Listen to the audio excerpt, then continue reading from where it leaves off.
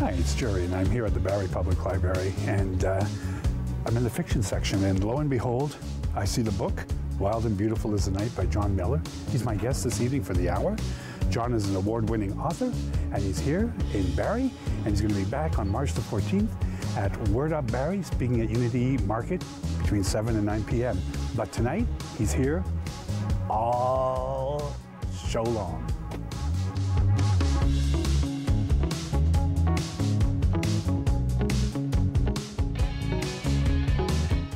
Well, this wild and beautiful guest of mine, not to parrot the name of the book that he's just published recently in 2018, John Miller is with me for the hour. He's an award-winning author, and welcome to With Gerry. Thank you. Good to see you. Having me here. Yeah. So, you're here. You made it. I made it. Because like I think it was last week when I saw you on Facebook, you had your arm, your elbow in a sling or something? In a cast. I had a pretty dramatic ski accident in Whistler, dislocated my elbow. 5 weeks later had to have surgery, so it was back in a cast. It's not been fun, but it's healing. Look. Yeah. And you're here, so I'm here. It's remarkable. Well, that's youth for you, right? You can recover much sooner. So I've known you for a few years. Yeah. We've worked together on one project or two, I think, for the Public Health Agency of Canada. But you come from a background of consulting, global health, working with kids. Tell me a little bit about that, just before we get into the fabulous 3 novels that you wrote. Yeah, well, I started my career in social services, actually working with street-involved youth who are working in the sex trade in Toronto. And it was actually my first job, so to have this book be about sex workers is, I guess, goes way back to that. And then moved into HIV support services, did policy work with the government, and then started consulting full-time in 2002 at the same time as my first novel was published. And I do consulting with nonprofit organizations, basically helping them to improve their service delivery. So I work with management teams and executive directors like you and boards of directors. And then I also, that's part of my work, and then for about 12 years I was also leading a global collaborative on children affected by HIV, and called the Coalition for Children Affected by AIDS. And in the course of doing that work globally, encountered, we were often partnering with global advocacy groups and various populations who were affected by HIV, and one of them was the Global Network of Sex Work Projects. So met some incredible activists globally who are really fighting for the rights and better access to health and social services for them and their children who are sex workers. You seem very young to have that kind of repertoire behind you. But anyway, globally, so you traveled? So as part of that work, I was traveling to Europe and Africa and all over the world, to Asia sometimes, and Latin America, for meetings with global leaders and scientists doing research, social scientists doing research in health and how HIV affects kids and how we could better make the lives of children who are both HIV positive and children of HIV positive parents better. We've had, in the work that I do during, when I'm not on Rogers, we do work with the Stephen Lewis Foundation, Grandmothers and Grandothers, and again, they're working with families that have been devastated, where the mother and father have both passed on because of the results of having AIDS, and then the kids are left, well, not just homeless, but without parental guidance. So it's interesting that you do that. Good for you. Thank you. I know that we're going to do a reading. You've got something selected from this wonderful book, and I have to confess, you know how you often see people saying, "Oh, I've read your book and I love it." And then when I got it from the Barrie Public Library, I have it until the end of the month, which was just, I was thrilled that it was there, because I thought, well, maybe we won't have it here in Barrie, and there it was. And I did find one line that I really stuck with me, and I'll mention it to you as the show goes on. But you are going to be speaking at Unity Market on March the 14th. Yeah. From 7 to 9. And it's called Word Up Barrie. It's Word Up Barrie. It's a reading series that is organized here by book lovers, volunteers, and so it's not just me in that time slot. There are going to be a couple other readers, but yeah. So if you are interested in hearing more and hearing some really good readers, come out to that. Who knew? Who knew that here in Barrie you'd Absolutely. be? Yeah. So why don't we let you go at it with a reading? Okay.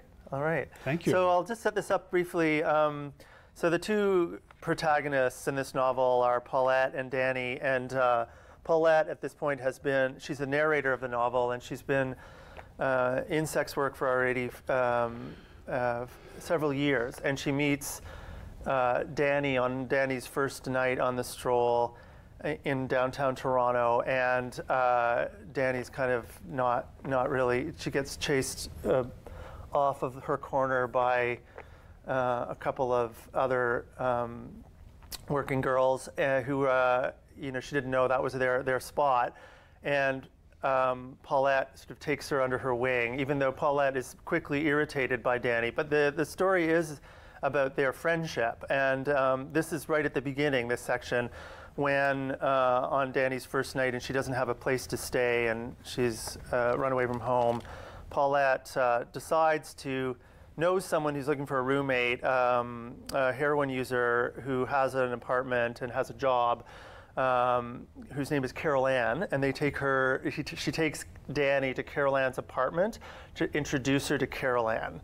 And so that's this reading. Okay. After scrutinizing us through the door viewer, Carol Ann unlocked what sounded like 10 deadbolts. Heroin made her paranoid and opened her door to exactly the width of her head, which she pushed through the gap, appearing to trap herself in a vice. Carol Ann was a not bad-looking woman in her early 40s then, with sandy brown shoulder-length hair. She was gaunt but solid. Despite being no more than 5'7", she managed to haul stock at the Gerrard Street Home Depot, which she called Domestic Despot. Her arms were impressively buff.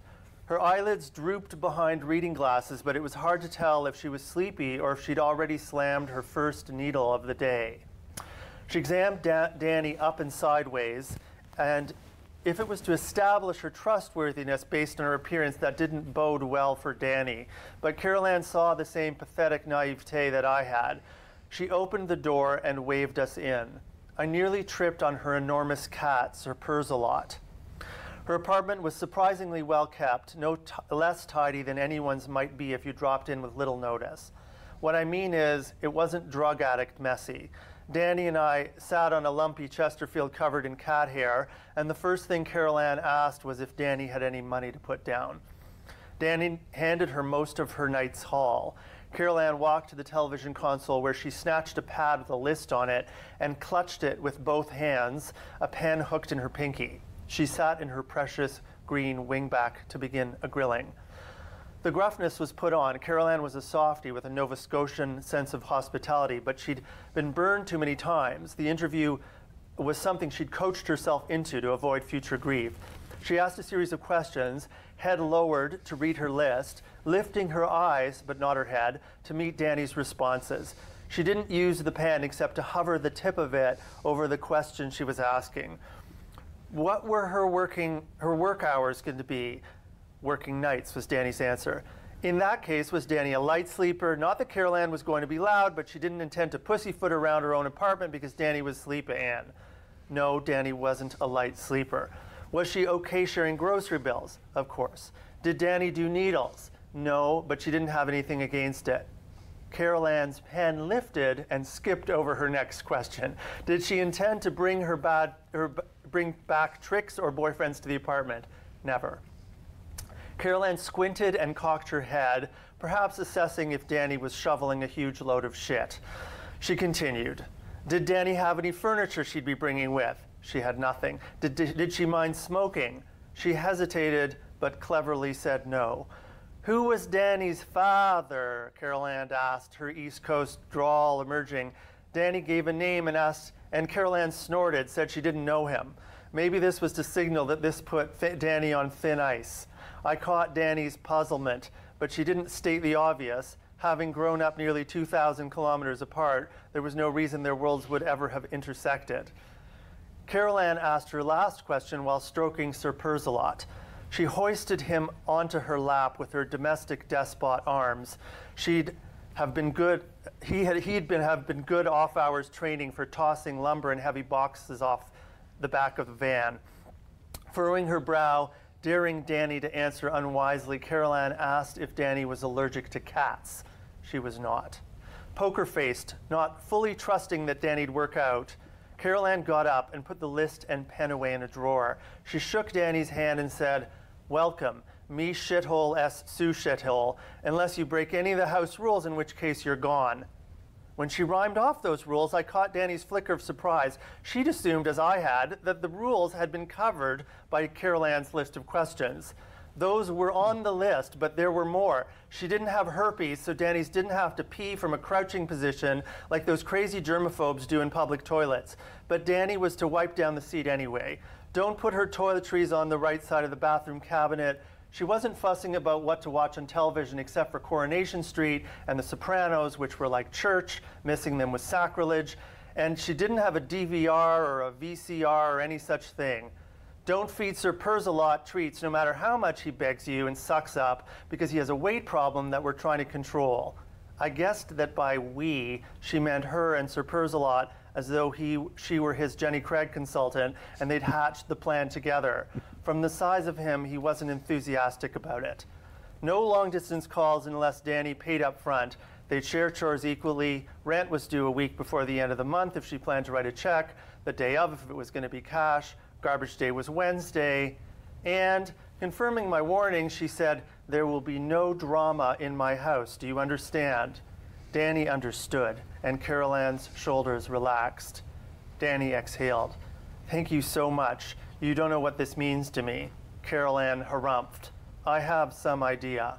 She picked up her cat, pressing her face into his coat. And I don't know if Danny was unsettled, but I sure was. Sir Perceval had not purred, not once. Wow. I noticed a little glimmer of humor in your facial expressions while you were reading that. It's interesting. There's some humor there. Yeah. There's definitely humor in this book. Although yes, it's at times it's a difficult story. It's obviously about women who are in difficult life situations, right? With sex work and the dangers of being on the street and drug use and at some point motherhood. So and the challenges of motherhood. Yeah. Well, Barrie, as you know or have read, that we have a great deal of concern about an opioid crisis here in town, in Barrie, but in Simcoe as well, and 36 deaths in 2018 from opioid overdose. Many of these injection drug users and homeless are sex workers in town here. And so it makes it, the book makes it really interesting because people that I work with actually work with some of the homeless and sex workers here in town, trying to help them out or make sure that they can inject safely and move on with their life. Sex work has always been an interesting topic of conversation for so many in the U.S. where it's legal. I think in Nevada, is it? Nevada? I'm not sure. Actually. Anyway, yeah. So you chose to write about this. It's fictional, yet you have a lot of what seems to be first-hand knowledge of what it must be like. Do you have friends in the sex work industry that you know of that can relate to this book? Because you had to have inspiration from someone. The idea for the novel, the inspiration for the novel came from a coworker who, after she wasn't working with me anymore, became a friend, and who was, at the time we were working together, a former sex worker and a former drug user. And the book is dedicated to, and she's mentioned in the acknowledgments. I also wrote about this relationship in an essay that was published in the Globe and Mail at the end of January, in early January. And during the time that I interviewed Kim, this friend of mine, she unfortunately ended up relapsing into drug use and in an unmanaged way kind of spiraled a little bit. But she was on and off drugs during the next year or two, and we continued those interviews during that time when she was using again. Unfortunately, a couple of years after that, she died of an overdose as well, not from fentanyl. This predated the crisis that we're experiencing now with overdoses. But she was the first person, I guess, that I had worked with that I became close to who had a background in sex work, although as I said, I started my career working with sex workers and counseling young people. And then subsequently in my global work, I met many sex worker activists, former and current sex workers, who are amazing people, and many of them still working and proud to be in that profession, and others not working anymore, but definitely advocating for their rights. Wow. There's as I said, I shamefully admit I haven't read the whole book, but I did catch a glimpse of one sentence that really struck me, and I mentioned it to you before going on air, was, and I can't remember if it's Paulette says it to Danny or Danny says it to Paulette, or if it was even their conversation, but I don't know how I'm going to pay the rent this month. It's been cold and I haven't been working much. And I thought, wow, that's... Yeah, like the realities of sex work in Canada, right? Or Right. in any place that has winter.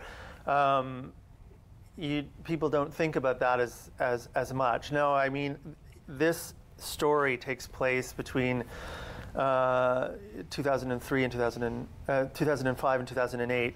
And even then, sex work was starting to change with the advent of the internet and the better availability of cell phones. And so there has been, I hope, for most sex workers, a shift in the number of sex workers who are actually out working in the middle of winter, trying to get business. But then, and before then, that was always the case. It was the prime way that you had to find clients.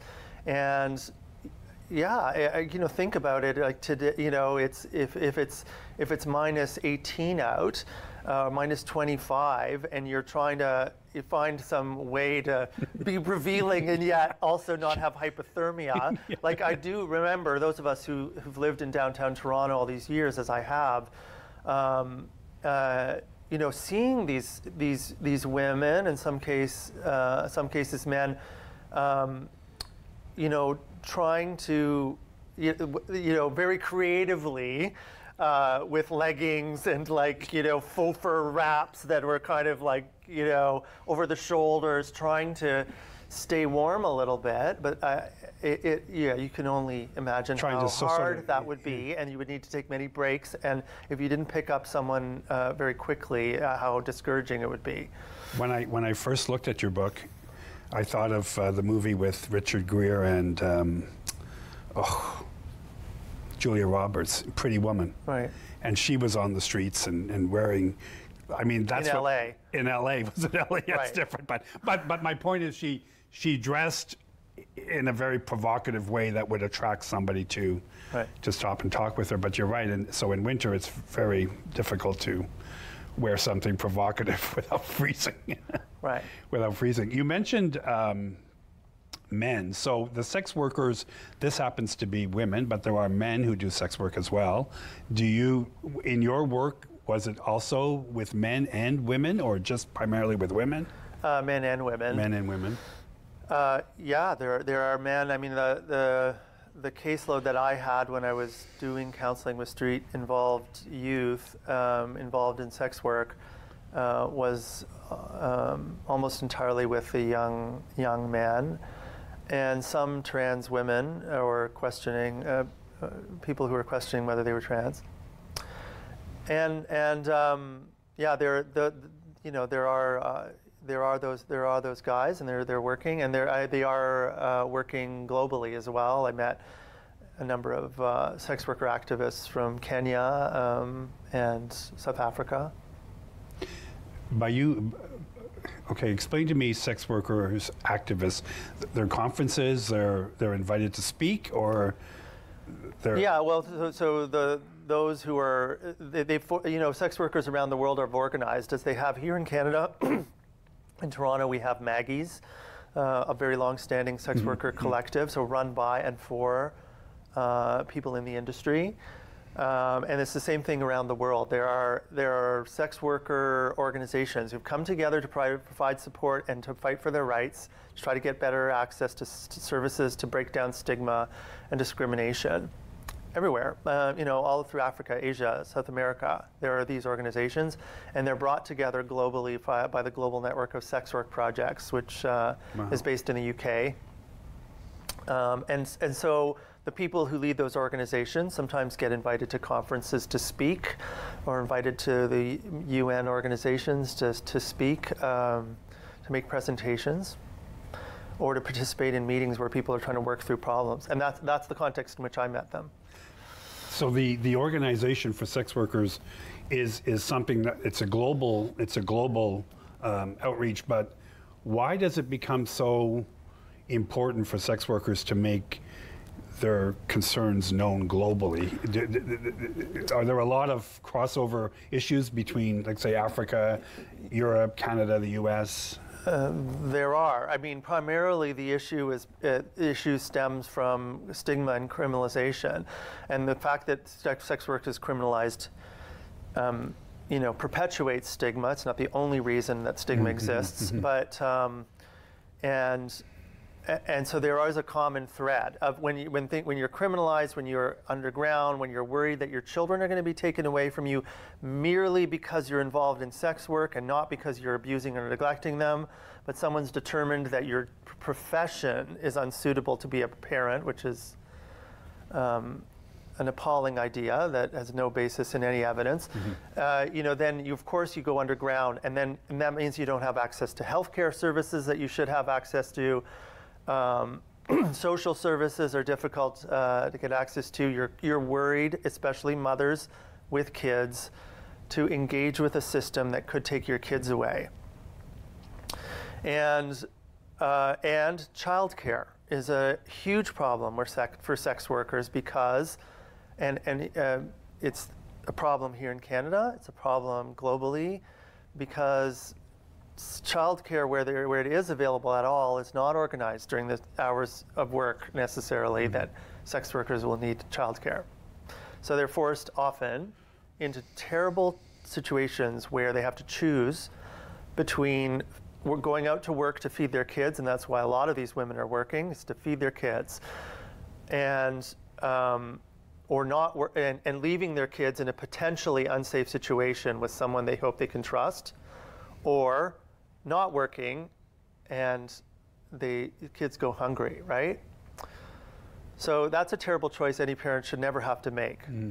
And we heard some heartbreaking stories of that, of what happened. When you speak of women sex workers who are in the profession with children, where are the husbands, or where are the partners? Abandoned, or? In some cases they might have partners, and then those situations are diminished, but they're not as severe. But but like anyone, there are going to be single parents, and some cases there isn't a relationship there with the father, and so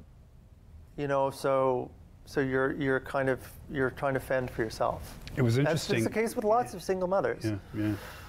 Interesting. In Barrie a few years ago, there was a notorious case, notorious because it made the headlines not just in Barrie, but we actually found an article in New Zealand from one of their papers, and her name, and it was very public, and as a matter of fact, I just spoke to her because we've become friends over the years, and her name was Jennifer Murphy.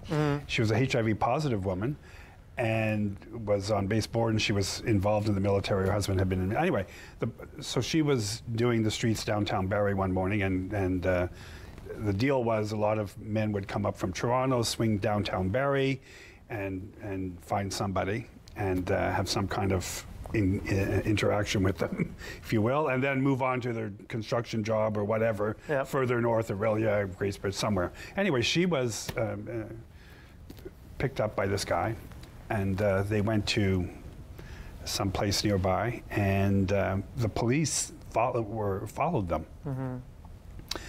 Interestingly enough, she was arrested. He was told, the gentleman was told to get back in his car and leave town.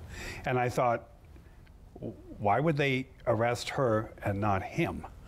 You know, and I'm often, it speaks to your point about stigma and everything, somehow she was cited as being in the wrong, and he was told to yeah, mostly the sex work law, that criminalizes, the laws that criminalize sex work or criminalize the sex workers and criminalize either the transaction, the monetary transaction, or communicating for the purposes of, or and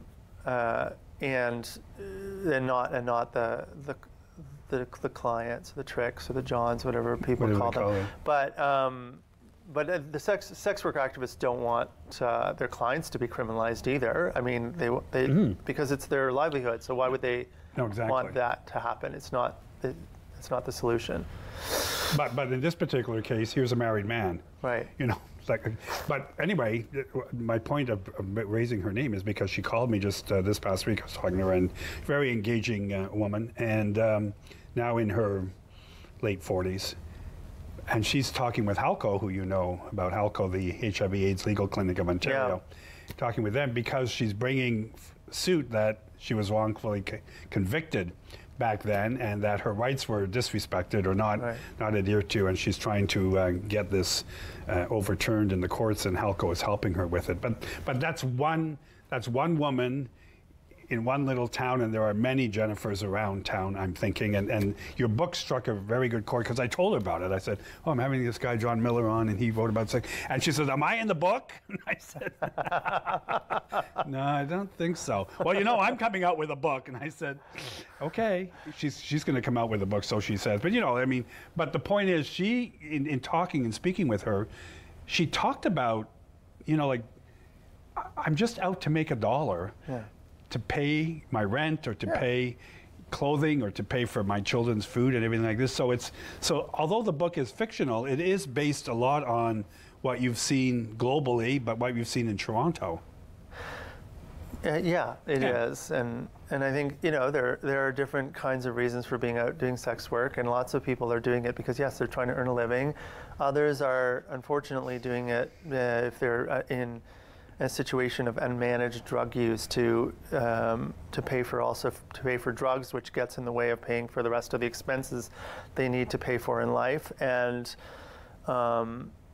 it's a, you know, often it's a profession that is available to some people when they're using drugs that, you know, where another kind of regular job might not be available. So, you know, this is a story about two women who do also end up in this situation of unmanaged drug use. So, you know, there isn't one story of sex workers, and it is a complex issue, and I tried to deal with those complexities. Okay, why don't we pick that up after break? We'll be back with John Miller and the Wild and Beautiful is the Night.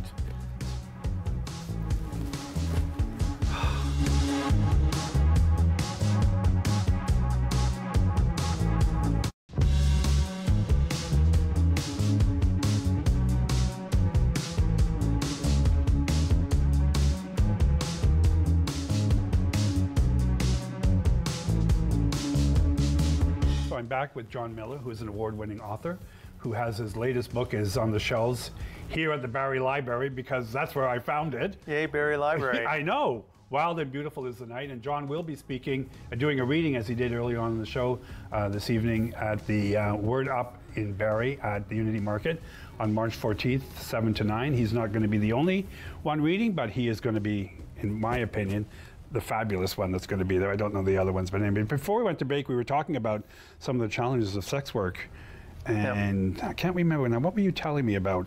Okay, so let's forget it. I'm just going to go right to it. So drugs, because the book talks about drugs. Yeah. So sex work does have a drug element to it. There are injection drugs. Not always. Not always. Absolutely okay. not always. Okay. Like okay. that's the problem. I mean, this book happens to deal with 2 women who are using drugs, and you know, but absolutely not always. Like there are lots of sex workers who are not working because they're using drugs. But yeah. Unfortunately, well, that's good to clarify that is the case, because, you know, with some, right? Yeah. It's not, it's definitely not the case with all.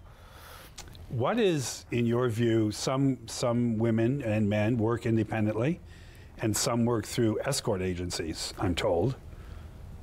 I have a friend who just was recommended to work through an agency because it was safer for them. It was better monitored or better controlled, or does that play into it in your view in terms of safety? Because there has to be a safety factor for a lot of these workers that are getting into cars or going into hotel rooms. They're not really knowing. Yeah, I mean, I think that what sex worker activists will tell you is that their safety is top of mind, and a lot of the organizations that are there by and for sex workers will produce materials and do trainings with their with sex workers around how to stay safe from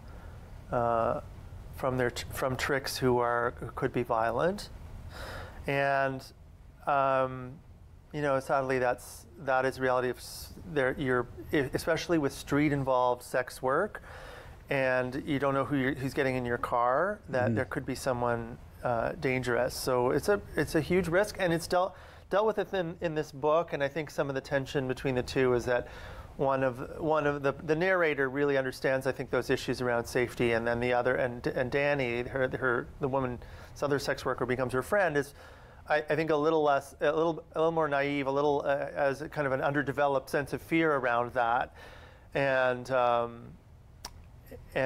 so Paulette worries about her and tries to give her tips around safety. And like that research really came from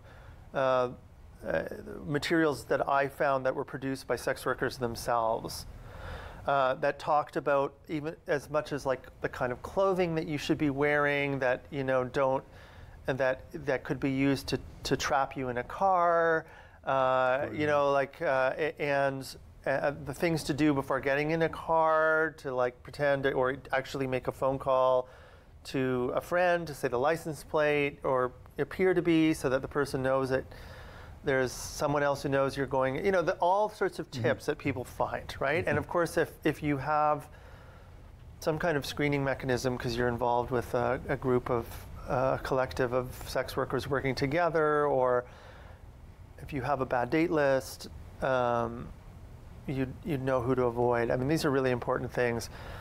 Being able to screen people over the internet and have some interaction with them, I think, improves safety. Being able to have a safe place to bring someone to is a really important one too. And that's luckily in Canada more possible now with internet and some challenges to the law around keeping a common body house. And I'm not a legal expert. I can't really speak to you know, where the law is right now, but it's not totally decriminalized, and there are challenges to it, and so there are still problems. It's getting a bit better than it was, at least during the period of this novel. I noticed you mentioned bad date information. So in Barrie, just in the last January, February of this year, 2019, the Gilbert Centre has brought out with one of their programs a bad date book that's actually in 2 languages. It's given, it comes out in English, and then the book, it's a monthly publication, is passed on to Colibri, which is a Francophone sexual assault organization, and they translate it into French and give it to their clientele that might have reason to use this.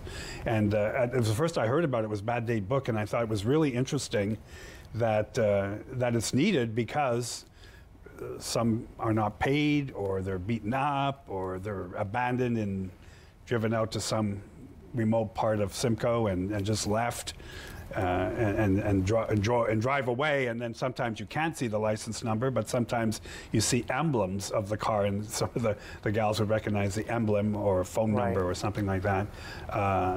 And these are things that we don't think about, us normal guys and gals that go around town doing our own jobs. We never think about these issues. And if you think about it, why would a group of sex workers need to even produce a bad date list? It's because they're afraid to go to the police, because their work is criminalized, and because women in general aren't believed about sexual assault, and they're hard, the convictions are hard to get.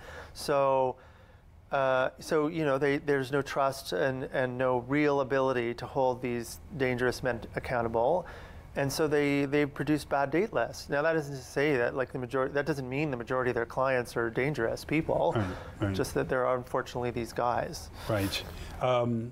You often hear, or we often do hear, about women who are coming from overseas and they're trafficked or trafficked through the system as sex workers, and they're hired, or they don't know, they think it's something else, and then they're in this. Does that touch, when you talk globally, is that an issue that you see globally, where women are actually brought from country to country for sex work only? It's not dealt with in this book, and I didn't deal with those issues in my work. And I think there are people who feel like that those issues exist, but that they're a little bit overstated in terms of the number of women who are working or who are actually trafficked. It may be a problem in some parts of the world that's more severe.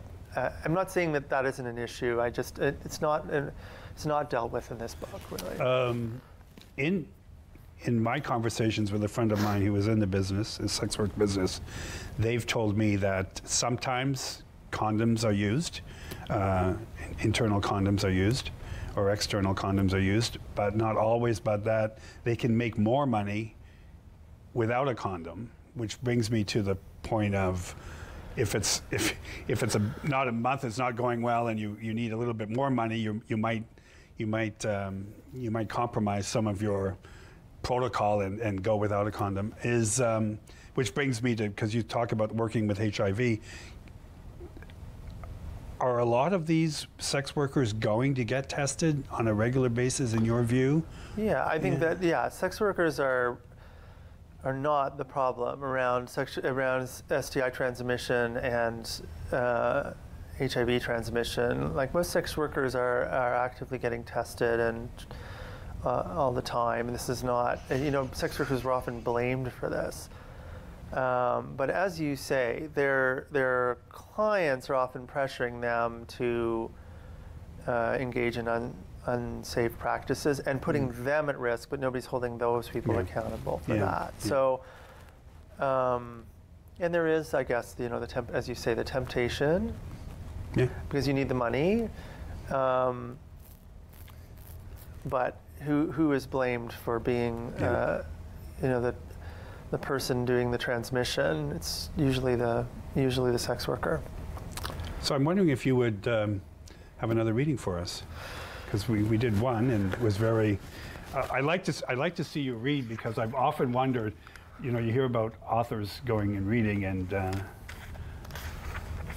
because it must be interesting when you read what you've written, and hopefully thousands of people will buy your book, and especially after watching it on with Gerry, that they'll just buy this book immediately and they'll be sold out.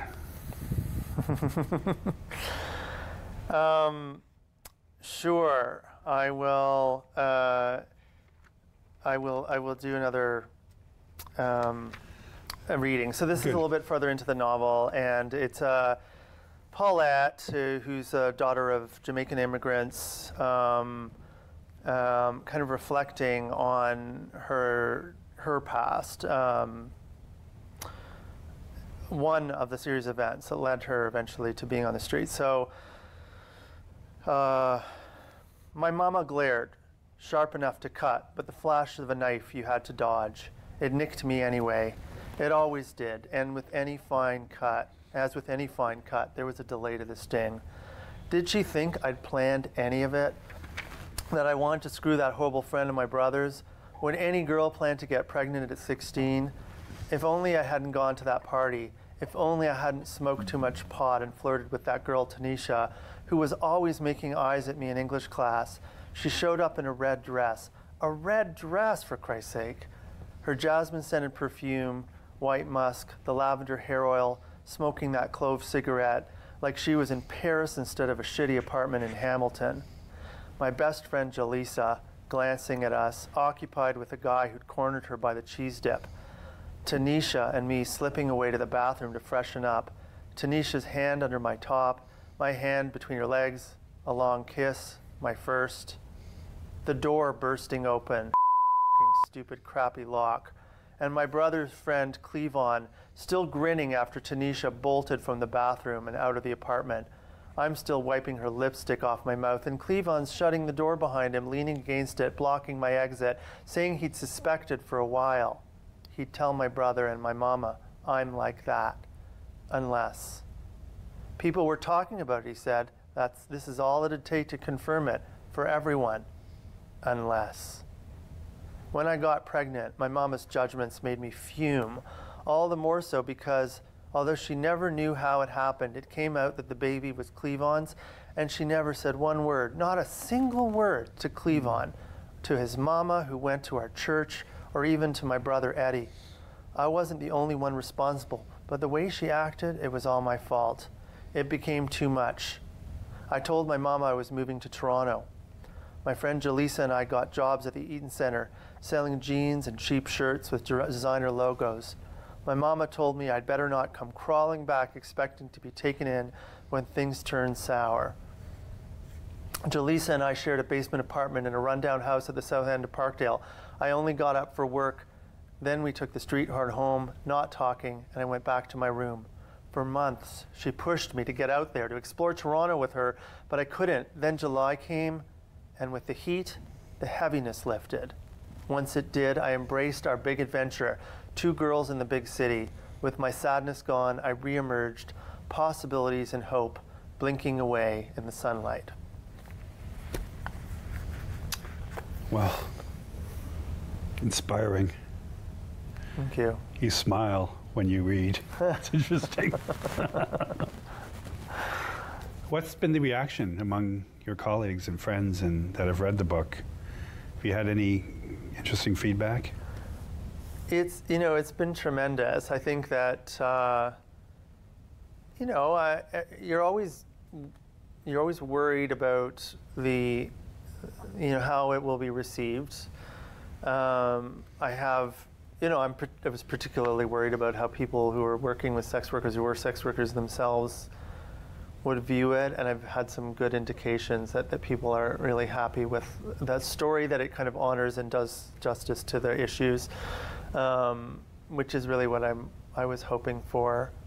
And I think a lot of people who I think they may have had some sympathy towards the issues of drug users, or people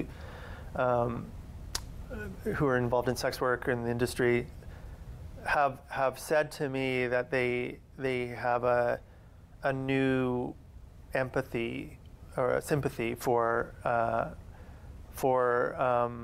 the issues that those people are facing, which they hadn't realized, kind of like you said, hadn't realized what it might be like to work in February and on the streets of Toronto.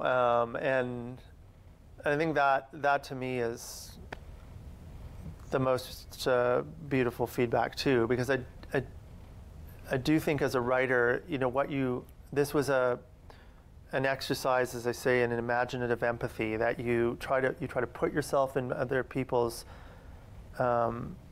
shoes, in their position when you enter into their world as a writer.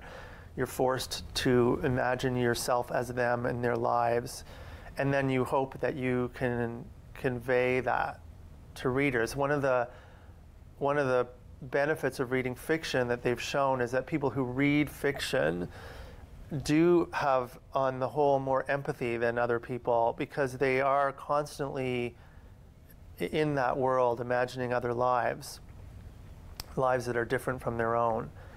You're transported, hopefully, when you're reading fiction to that other place, good and bad, and happy and sad, but someone else's world.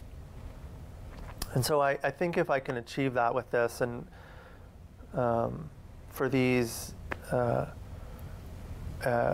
brave and resilient and complex people, just like, we're all complex, then I think then I've done my job, I guess. I have to confess that so much about fiction for me was, it's imagination. It's, let's just bring two characters and make them like this. But in listening to you, John, I'm finding that it's fiction, but it's actually got a lot of reality-based information that's true. It's not imaginary. What you're saying in this book actually does happen. It occurs. Yeah, there isn't, I don't think there's any, you pull together a fictional story. This is not the story of any one person. It isn't even the story of the person I mentioned who inspired the book. It's not her story, but it is a completely made-up story. But all of the elements of it are based on research, and I think most writers do a ton of research before they're writing their books, and at least in the genre of literary fiction, I'm not talking about teen vampire fiction, but I mean but in terms of literary fiction, you need to do research. You're not just writing autobiography. You're just not writing about your own life. So you have to make sure things are realistic, and so I did that as well. You have to. Some of the scary things I find, like Margaret Atwood's The Handmaid's Tale, which kind of really bizarre world of women being used or exploited. Yeah. Sex workers, some, I'm thinking, knowingly know what they're doing, want to work in it. It's not something, maybe there are that have no other choice, I'm not sure, but those that do look at it as a profession and want to do well at it and know they can make substantial dollars if they're and they have to care for themselves and look good, and that's there too, isn't it? In terms of someone knowingly wanting to do sex work as a profession in order to make a lot of money very quickly to buy a house or a car or whatever. It's not always about, I'm just saying, it's not always about getting a fix. It's not always about paying rent. There must be some, because you read about madams. There are sex workers who are making decent livings at it. I don't think that anyone's making a ton of money at sex work. They're not. Nobody's getting rich on that. But yeah, sure, there are some sex workers who are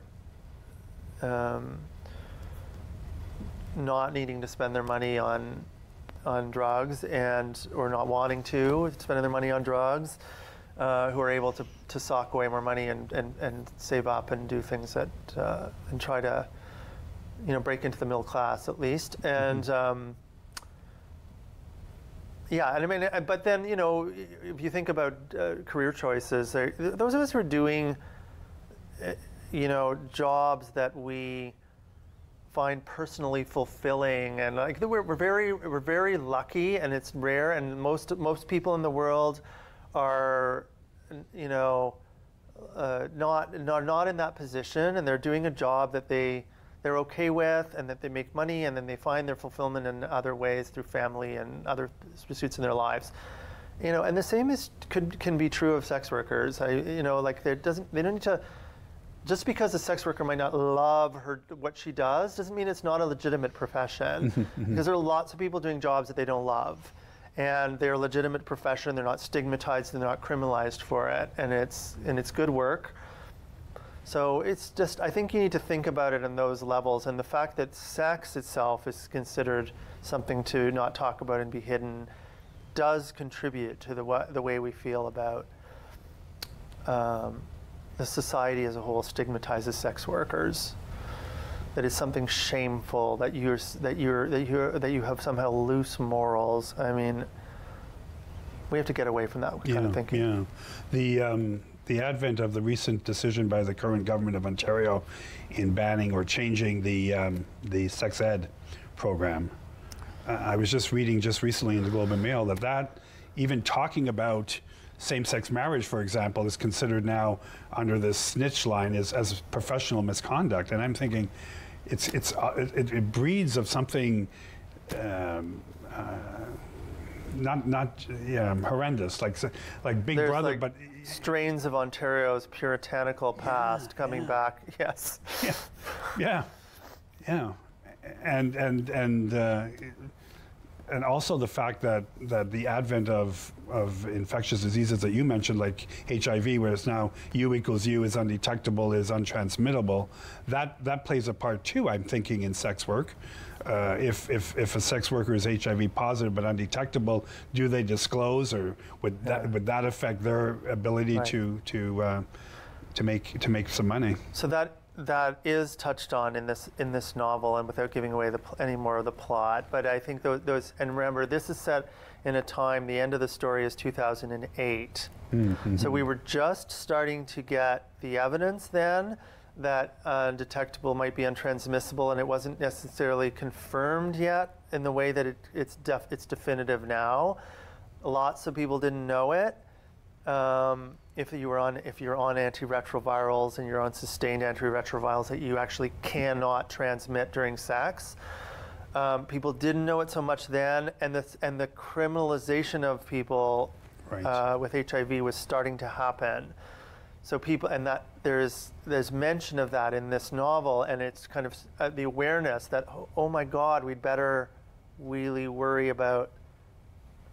Think about, do we need to disclose, do we not need to disclose if we're HIV positive? It was starting to be a question to be asked in this period. Yeah, that's what happened to my friend Jennifer Murphy, was the courts failed to understand the true meaning of undetectability, and that the virus could not be transmitted. And even though people attested to that in the courts, I mean, it just didn't fly.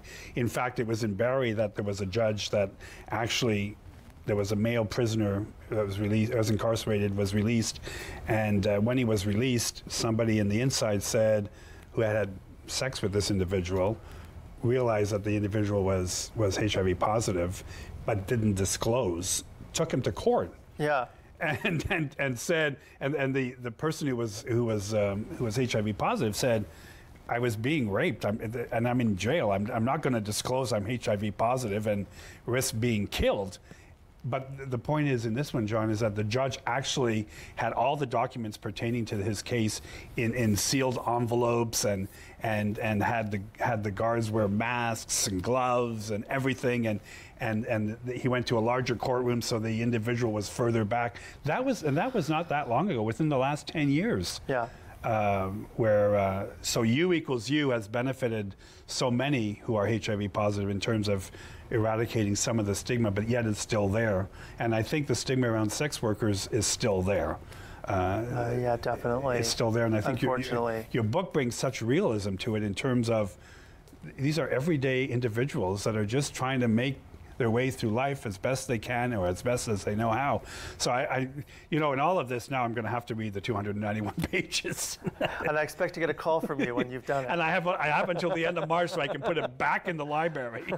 So it's there for others to read it, because, and it's not. And I'm sure your local bookstores are also carrying them, so it's not just the library. Chapters, yeah, I'm sure they are.